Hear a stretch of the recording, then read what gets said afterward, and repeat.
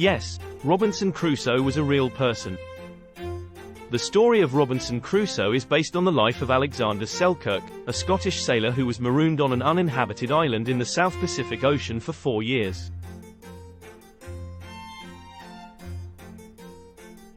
Selkirk's story was widely reported in the British press and was the inspiration for the novel, Robinson Crusoe, by Daniel Defoe.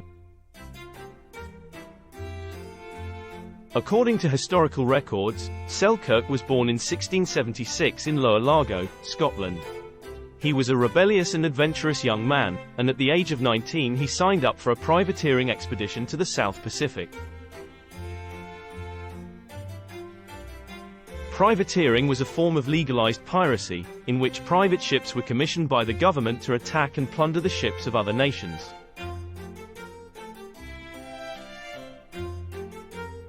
Selkirk quickly rose through the ranks and became a skilled navigator and sailor.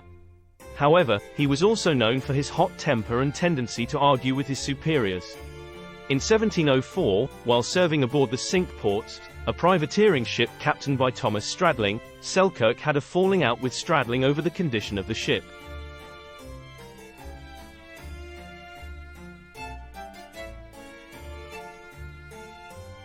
Selkirk believed that the Cinque Ports was not seaworthy and that the voyage was doomed to failure.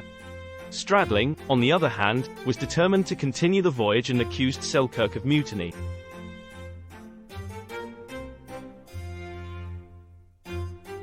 In the end, Selkirk was given the option of staying on the ship or being left on the uninhabited island of Juan Fernández, located about 400 miles off the coast of Chile. Selkirk chose to be marooned on the island, believing that he would rather take his chances on land than on a sinking ship.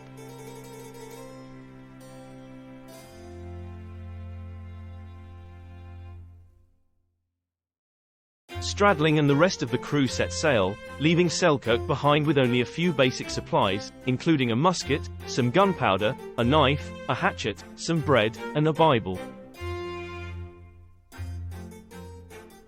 By the way, it turns out Selkirk was right about the seaworthiness of the ship. Not long after, the Cinque Ports foundered off the coast of what is now Colombia, and Stradling and crew were taken prisoner by the Spanish.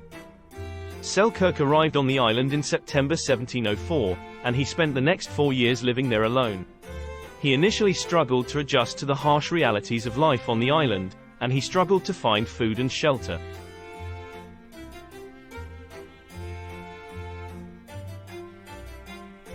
He relied on his skills as a sailor to catch fish and hunt wild animals, and he built himself a shelter out of branches and leaves to protect himself from the elements.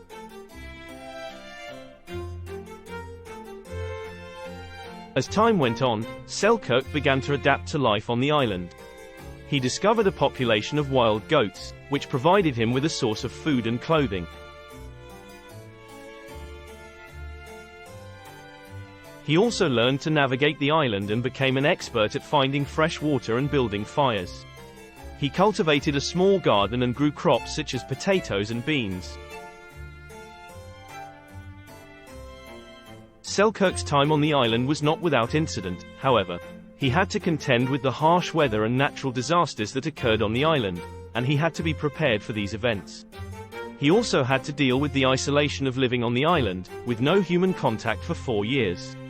Despite these challenges, Selkirk remained determined and resilient, and he eventually managed to survive on the island for 4 years.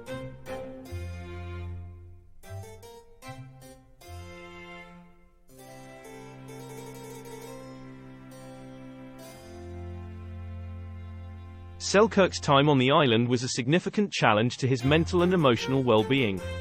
Being isolated on an uninhabited island for 4 years would be difficult for anyone, and Selkirk had to find ways to cope with the loneliness and isolation.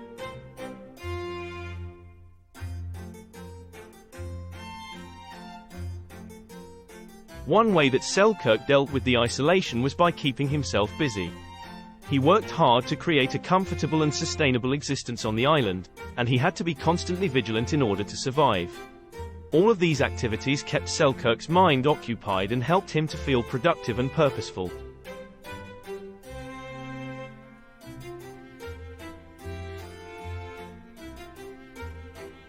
In addition to his practical tasks, Selkirk also found ways to entertain himself and keep his spirits up. He enjoyed reading and spent a lot of time studying the Bible, which provided him with comfort and spiritual guidance. He also sang and played musical instruments to pass the time.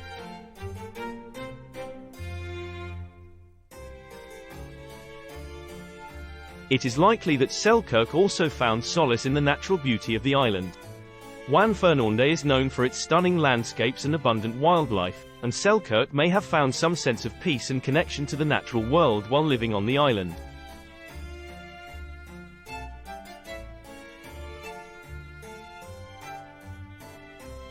It is known for its rugged, unspoiled landscapes and its abundance of wildlife, including many species that are found nowhere else on Earth.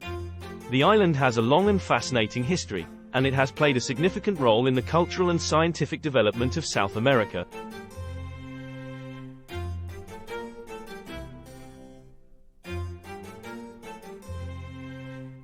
The island was named after Juan Fernández Ladrillero, a Spanish sailor who was the first European to visit the island in 1574. Fernández was part of a Spanish expedition led by Captain Garcia Hurtado de Mendoza, who was exploring the coast of Chile in search of a passage to the Pacific Ocean. Fernández was the first person to chart the island, and he gave it its present-day name.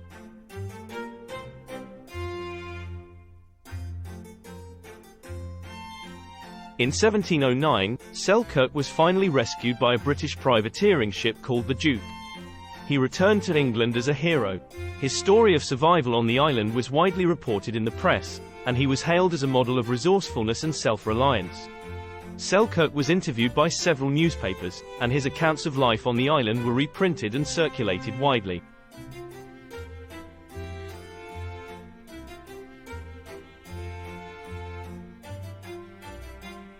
Selkirk's story also caught the attention of Daniel Defoe, a popular English author who was known for his political pamphlets and satirical works. Defoe was fascinated by Selkirk's tale of survival and decided to write a novel based on his experiences. He titled the book, The Life and Strange Surprising Adventures of Robinson Crusoe, of York, Mariner, and it was published in 1719. Robinson Crusoe was an immediate bestseller, and it has since become one of the most famous and enduring works of literature in the English language. The novel has been translated into over 100 languages and has inspired countless imitators and adaptations. It is considered a classic of English literature and is widely taught in schools around the world.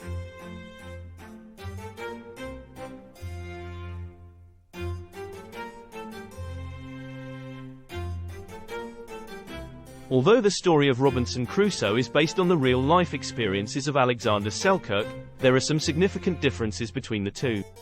Defoe's novel is a work of fiction, and he took some artistic liberties with the story in order to make it more appealing to readers.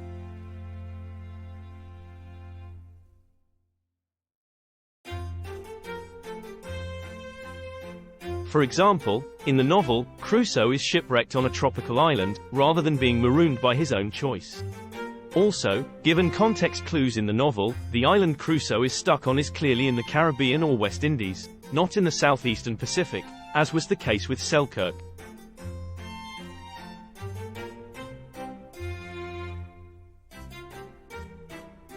Additionally, Crusoe is accompanied by a native companion called Friday, who helps him survive on the island. This character does not appear in Selkirk's real-life story. Despite these differences, the novel, Robinson Crusoe, is considered to be a classic of English literature and has been translated into over 100 languages. It has also inspired countless imitators and adaptations, including films, plays, and television shows. The enduring appeal of the story lies in its depiction of the human capacity for survival and resilience in the face of extreme adversity.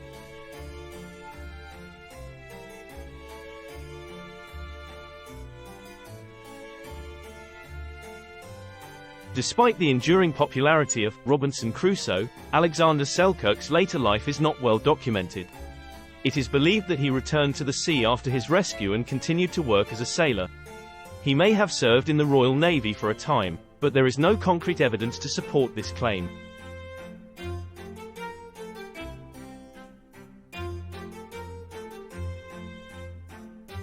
Selkirk died in 1721, at the age of 45, in London, England. In conclusion, Alexander Selkirk was a real person, but what of the present-day island he was marooned on? Over the years, the island of Juan Fernández has played a number of different roles. It has been used as a penal colony, a fishing base, and a naval base. It was also the site of another famous rescue in 1877, when a British sailor named Joshua Slocum was shipwrecked on the island and rescued by the Chilean Navy.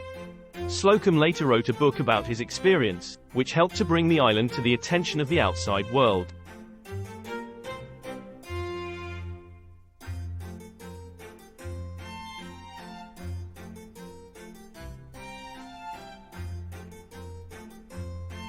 In 1966, the island of Juan Fernández was declared a national park by the Chilean government, and it has been protected as a protected area ever since.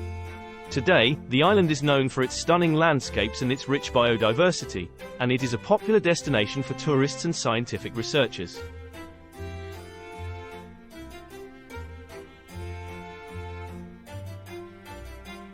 The island of Juan Fernández is home to a number of unique and endangered species, including the Juan Fernández fur seal, the Juan Fernández firecrown, and the Juan Fernández tree frog. The island is also home to a number of plant species that are found nowhere else on Earth, including the Juan Fernández cypress and the Juan Fernández holly.